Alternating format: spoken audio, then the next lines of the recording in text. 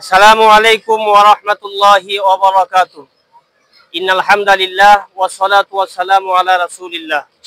আম্মা বা'দু ফাআউযু বিল্লাহি মিনাশ শাইতানির রাজীম। বিসমিল্লাহির রাহমানির রাহিম। ইন্না ইদ্দাতাশ শুহুরি ইনদাল্লাহি 12 শাহরান ফি কিতাবিল্লাহ। সাদাকাল্লাহুল আলিয়্যুল আযীম ওয়া সাদাকা রাসূলুহুন নাবিয়্যুল কারীম ওয়া নাহনু আলা যালিকা মিনাশ শাহিদিনা ওয়া শাকিরিন ওয়ালহামদুলিল্লাহি রাব্বিল আলামিন। কাছে কিংবা দূরে, দেশে কিংবা প্রবাসে, যেখান থেকে আমাদেরকে দেখছেন এবং শুনছেন, সবাইকে আন্তরিক ধন্যবাদ এবং মোবারকবাদ জানাচ্ছি। আজকে আমরা যে বিষয়ের উপরে কথা বলবো এটা হচ্ছে আরবি হিজরি সন। আমরা জানি 1447 হিজরি সালের পহেলা মুহররম আজকের সন্ধ্যার পর থেকে শুরু হতে যাচ্ছে। তো এজন্য এই হিজরি সালের গুরুত্বের উপরে আমরা কোরআন এবং হাদিস থেকে সংক্ষেপে 2-3 মিনিটে আমরা একটু কথা বলবো ইনশাআল্লাহ। ওমা তাওফীকি ইল্লা বিল্লাহ আলাইহি তাওয়াক্কালতু ওয়া ইলাইহি উনীব। আজকে আমাদেরকে যারা দেখছেন এবং শুনছেন, যদি আপনাদেরকে আমরা জিজ্ঞাসা করি, আচ্ছা বলেন তো আজকে বাংলা কোন মাসের কত তারিখ, আপনি বলতে পারবেন? যদি বলি ইংরেজি কোন মাসের কত তারিখ, আপনি সহজেই বলতে পারবেন। কিন্তু যদি আপনাকে বলা হয় বলেন তো আজকে আরবি কোন মাসের কত তারিখ, আপনি সহজে বলতে পারবেন না। আসলে বলতে না পারাটা এটা অপরাধ না, কারণ আমাদের সমাজ ব্যবস্থা এমন যে আরবি হিজরি সনের গুরুত্ব আমাদের কাছে সেভাবে নাই, যার কারণে আমরা এভাবে মনে রাখতে পারি না আরবি মাস কখন কোন দিক থেকে শুরু হয়, কখন থেকে শেষ হয়। আসলে আরবি হিজরি সনের হিজরি মাসের অনেক গুরুত্ব, অনেক তাৎপর্য রয়েছে। কারণ এই চন্দ্র মাসের হিসাবের উপরেই আমাদের নামাজ, রোজা, হজ, যাকাত সবকিছু সম্পন্ন হয়। যদি একটু ব্যতিক্রম হয়, ইবাদতের ক্ষেত্রে অনেক ঘাটতি হয়ে যাবে। যেমন আমরা যদি ধরে নেই মাহে রমজানের আগের মাস হচ্ছে শাবান মাস, এই মাস ছিল 29, কিন্তু আমরা যদি 30 ধরে নেই, একটা রোজা কম হয়ে যাবে।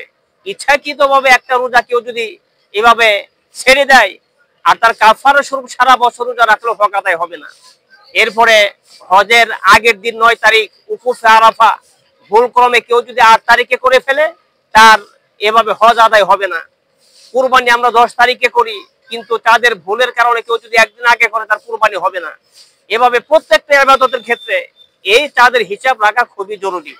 আসলে সাহাবায়ে কেরাম তাদের আমল ছিল এমন, তারা বলতো মান্না দানাম জানুয়ারি ও ফেব্রুয়ারি মান বিদানাম সন্নে মাহ পয়গম্বরি।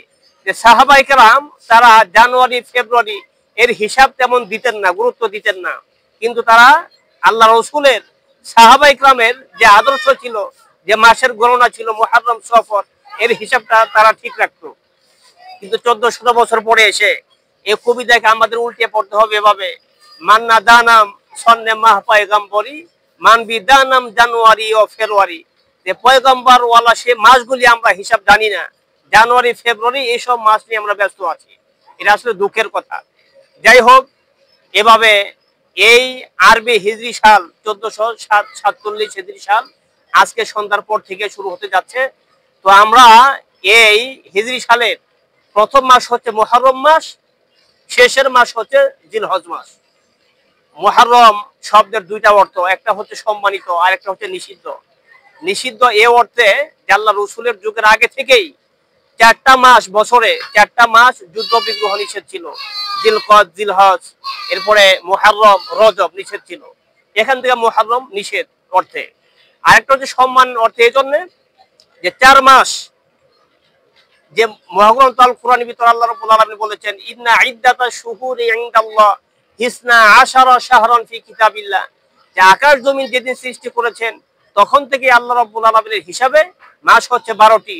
এর ভিতরে মিনহা আরবাতুল হুরুম, 4টি মাস হচ্ছে সম্মানিত, জিলকদ, জিলহজ, মুহররম, রজব মাস। তো এই সম্মানিত মাসের ভিতরে সব ধরনের যুগবিদ্রোহ নিষিদ্ধ ছিল, কিন্তু পরবর্তীতে কাফেররা যখন এর ভিতরে তারা এভাবে অটল থাকতে পারে নাই, তখন নিষেধাজ্ঞা তুলে নেওয়া হয়েছে। যাই হোক, আমরা সংক্ষেপে এই মাসের আমল কি আমরা 1-2 মিনিট একটু বলি। এভাবে অনেকে আমাদেরকে জিজ্ঞাসা করে এই মাসের আমল কি হুজুর। আসলে এই মাসের আলাদা কোনো আমল নাই, তবে একটা আমলের কথা আল্লাহ রসুল বলেছেন, সহিহ মুসলিমের ভিতরে আসছে, আফজালুস সিয়ামি বা'দা রমাদান শাহরুল্লাহিল মুহাররম, মাহে রমাদানের পরে নফল রোজার ক্ষেত্রে আল্লাহর মাস মুহররমের মাসের এই রোজার কথা বলা হয়েছে। তো আমরা যাদের সুযোগ আছে এই মাস পুরোটা যে কয়টা পারি আমরা রোজা রাখার চেষ্টা করব। বিশেষ করে আশুরা দিবসের রোজা, আল্লাহ রাসূল বলেছেন সিয়ামু ইয়াউমি আশুরা ইন্নী আহতাসিবু আলাল্লাহি আইয়ুকাফিরা সানাতাল্লাতি ক্বাবলা। আশুরা দিবসের একটা রোজা বিগত 1 বছরের গুনাহকে মাফ করে দিবে।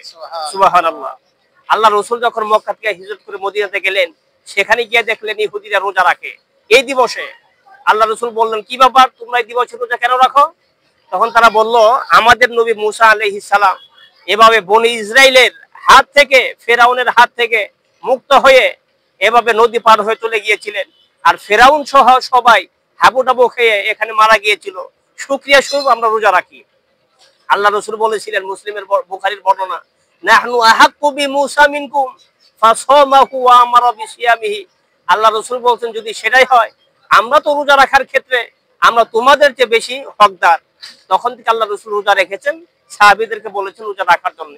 সর্বশেষ যে কথাটি বলবো, আল্লাহ রাসূল সহিহ ইবনে খুজাইমার ভিতরে আসছে, আল্লাহ রাসূল বলেছেন, সুমু ক্বাবলা ইয়াওমান আও বা'দা ইয়াওমান ওয়া খালিফু ফীহিল ইয়াহুদ, যে তোমরা ইহুদিদের বর খেলাফ করো, এজন্য এই আশুরার সাথে মিল করে হয়তোবা এভাবে 9, 10 অথবা 10, 11 দুইটা রোজা তোমরা রাখো, অনেক সব তোমরা পাবা।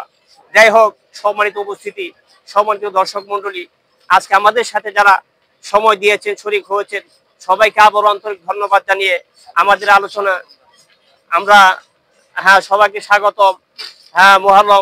মুহররমের এই 1447 হিজরি সালের স্বাগতম জানিয়ে সবাইকে সাধুবাদ জানিয়ে আমরা শেষ করছি। আসসালামু আলাইকুম ওয়া রাহমাতুল্লাহি ওয়া বারাকাতুহু।